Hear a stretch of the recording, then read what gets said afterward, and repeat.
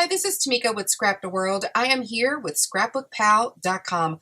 Today I am creating some unique classroom Valentine ideas that you can create for the masses.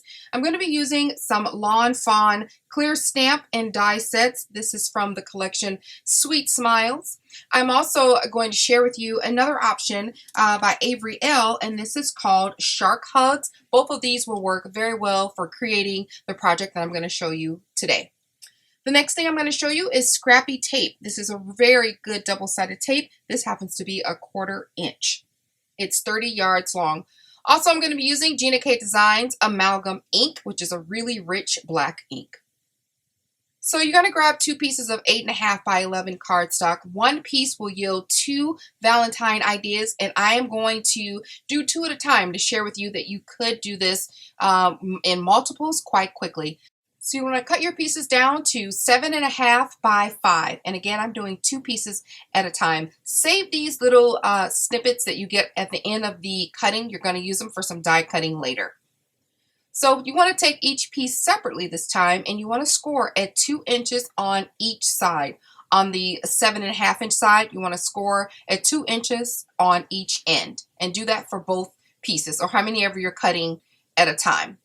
So I did it for that beautiful aqua color, and I'm also going to do it for this navy blue. You could use Valentine paper. I chose to use cardstock. That way it's unisex, and my daughter can give them to male and female recipients.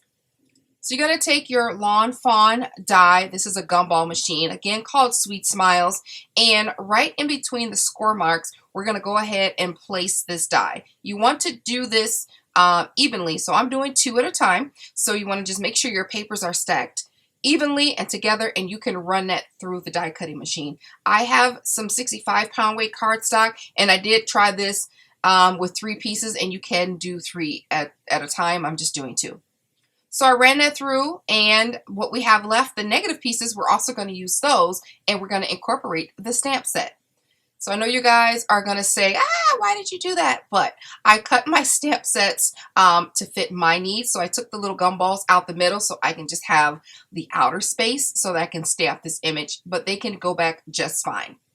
So I'm going to use this amalgam ink in black, and I'm going to stamp the gumball machine to outline the negative pieces of the gumball machine that we just cut. And you can play with different inks. Of course, that may take a little longer switching in between inks.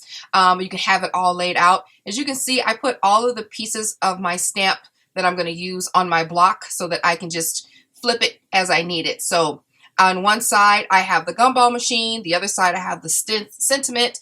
And then the bottom corner, I have the gumball separately. So it's all right there. Just showing you some quick tips to be able to mass produce these.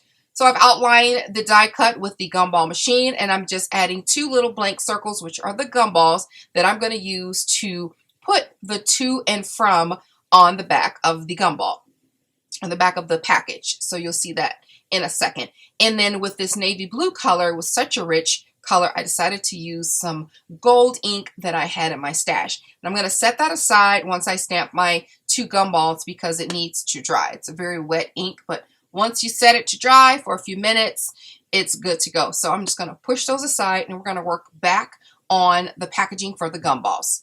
I chose to use the sentiment from the Sweet Smiles, and it says "Have a ball," and I thought that was such a great pun. So really, really cool. Of course, you can use the other stamp set as well, the one that's called Shark Hugs. That worked well too. So I just stamped "Have a ball" on both of those, of course coordinating with the stamp that I previously used for the 2 from. So one's in gold and one is using the amalgam ink in black. And there we have it. Those are done. So I like using things that I have in my stash, and I have a clear bag. Instead of using acetate, which you could use this for, I just take a clear bag and I measure the opening for the gumball so that the gumballs do not fall out of this packaging. You can also use vellum. So I am literally just measuring it. I fold it over to measure it, and then I cut it in half, and that gives me my 2 pieces. You can do all this at once and then put everything all together at the end. But since I'm doing 2, I'm just showing you 2 here. So I'm going to use a little bit of ATG tape to curve around the gumball so that I can stick my clear bag to this package. And then I'm going to use the Scrappy Tape for the outside perimeters. It's a lot more sturdier to be able to use that double-sided tape, and it's holding all the gumballs together. So I really want to make sure that that stays. You know, it's little kids handling it, so I just want to make sure. But for this lightly bag opening here, the ATG tape will work just fine. So now it's time to add that 1/4 inch scrappy tape. Notice that I'm only putting the tape. I'm missing a whole rectangular block. So I'm starting at the middle and going to the end, and I'm making a U shape, so to speak. And I'm skipping that whole block end down there. I don't want to add any tape to that end. So I'm going to do that on both sides. So when we fold it, there'll be tape on all the necessary parts when we do it this way. So just take a look at where I'm placing the tape. Again, I am skipping one ended rectangle. It doesn't matter which end, I just skip one whole end. So you want to go ahead and fold over the end that we did not apply tape to, and then curve it over to meet the other side. So you want to make sure you don't crease it too much. So folding it over with your hand, a soft press will do just fine. You don't want it to be crisp, and you don't want it to break. So remove your double-sided tape that you have placed around the perimeter. Move all the pieces. But what we're going to do, and you'll see here in a second, is we're going to try to avoid closing the top half while we do this. So because we need to still add the gumballs to the packaging. So you want to go ahead and fold over the side that has no tape and match that to the bottom edge of your fold. You just want to make sure that you hold the gap open at the top. So I'm doing the same thing. I'm taking the other side and I'm layering it right on top of that. There should be a good amount of layover, and then stick your hand in there and seal the middle back. Just press as you need, stick a bone folder in there, but if you can see at the top, I'm not adhering. I'm not letting those two top edges touch. I want that to stay open. So let me show you again.